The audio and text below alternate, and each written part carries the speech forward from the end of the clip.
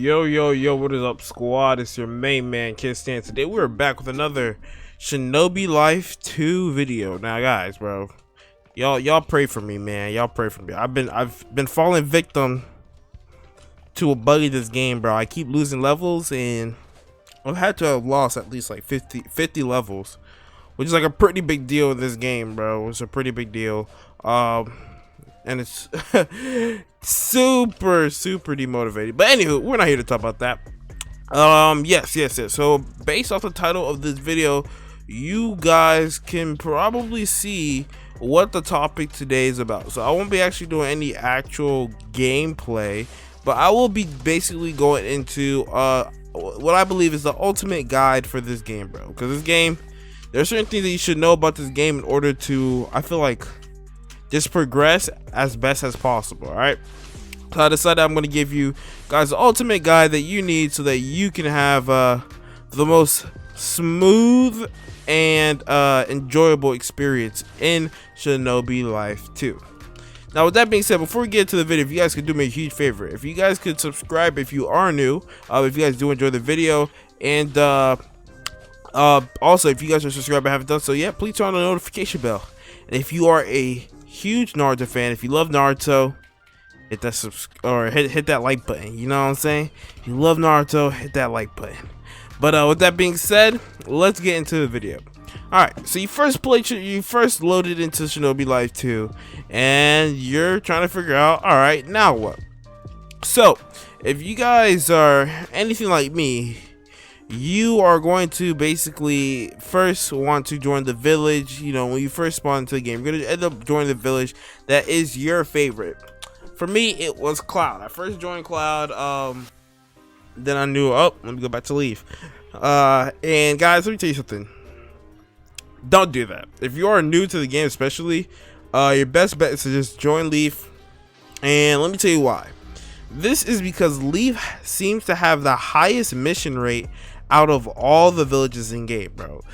It's also the easiest to get around because it's just like one flat surface compared to the other villages, where it's just like a whole bunch of mountains and bridges and giant like buildings in the way. So it's really hard to find missions. But in Leaf, you'll probably get the highest mission rate spawn. In addition to, it's easiest to get around and maneuver around, and also see missions visually. So why is it important for you to find as many missions? Well, missions are actually the main way for progressing into this game. So basically, the way you'll see, you'll know someone has a mission to give you is by they'll have these little icons over their heads. I think I just DC'd, but I but anywho, they'll have these little icons over their heads. All right, so technically, or typically, these scroll missions right here, these green scrolls will tell you to go fight a couple of, I guess you could say, kind of thug NPCs, right? Oh my goodness, some thugs NPCs, usually rogue ninja, and they're kind of just like your basic fodder NPCs that you'll have to go fight. These will give you tasks usually like around the actual village, like find my cat or clean this and that up. All right, now as for the red scrolls are going to be very important later on in game, because those are the boss quests. All right, the boss quests, now these give the most exp out of everything, but they also require the highest level. All right, they have the highest level requirements out of all the missions, so you do want to be careful and take note of that. I keep disconnecting from my Wi-Fi. I think I need to update my PC, but anywho, so yeah, so that's very important. You do need to take note of that. Now, I will say, you guys, if you're first starting the game, it's very important that you guys take note of these things right here. Now, these are training logs. Now, they don't look like much, but they are a huge deal. As you guys can see, if you look at basically how much EXP I'm gaining right here, if you guys have a certain amount of EXP, or if you guys have a certain amount of taijutsu, you actually gain EXP for basically just punching these training logs. You actually gain, usually I believe it's it was 2k. I don't know what happened. I feel like I'm getting less. I don't know if it's because of the level I'm at. Right now I'm only getting 500, but that's still a whole lot.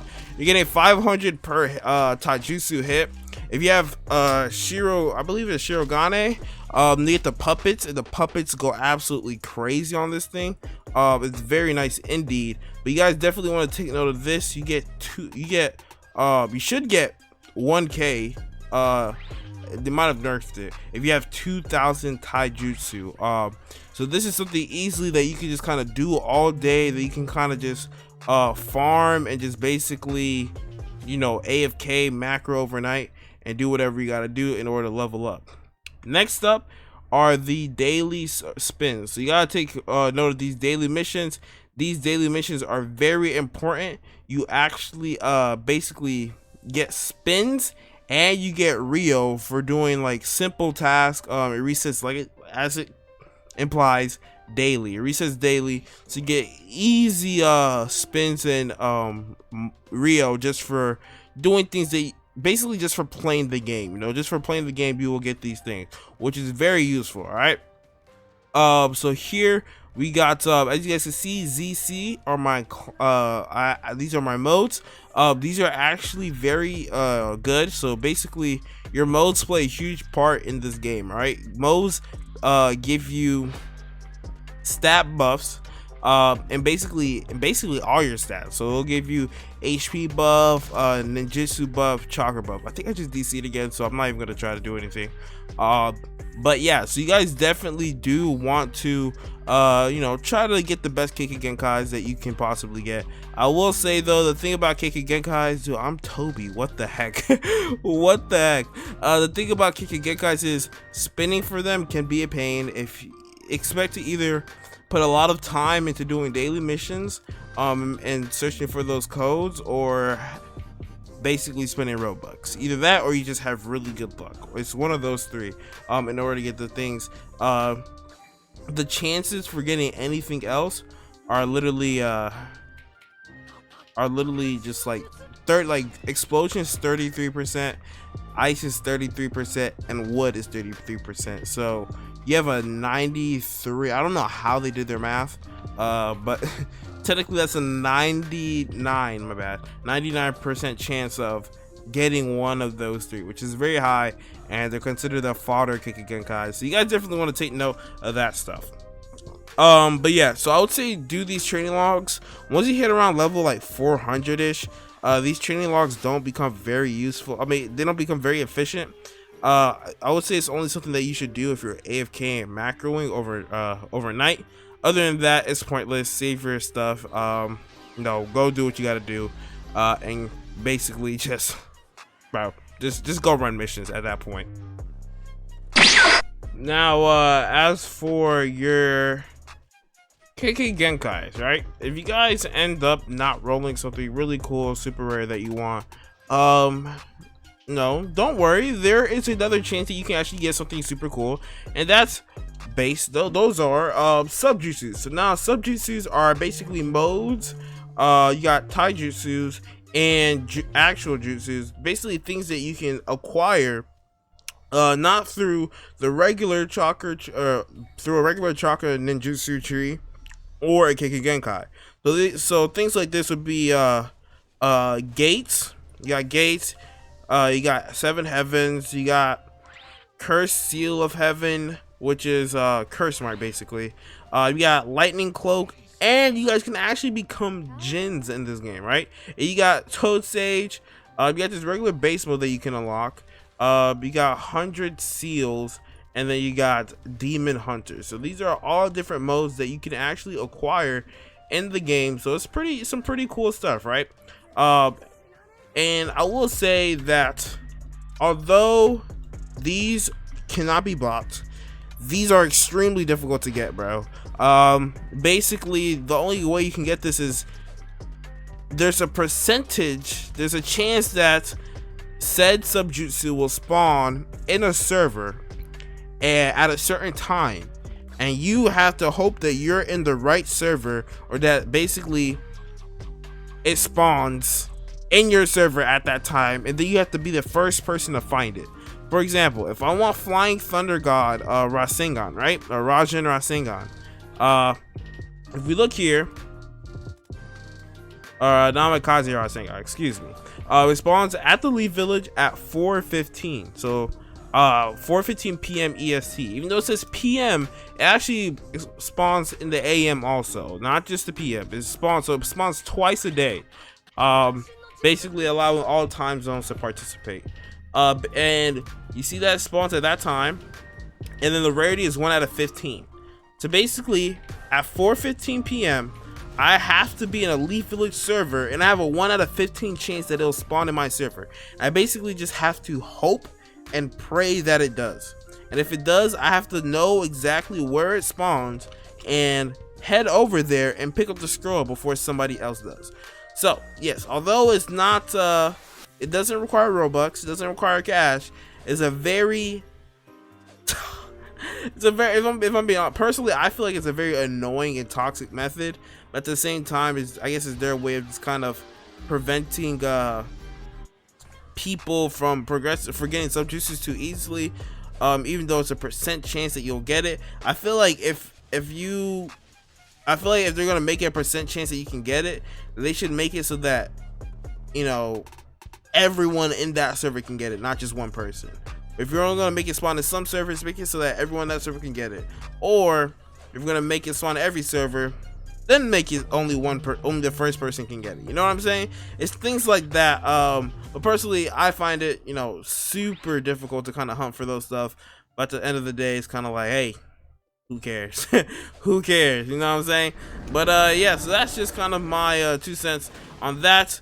So basically, another thing you do have to take note is that everything requires, like, basically everything has their own level. So as you guys can see, I can actually unlock my last move now.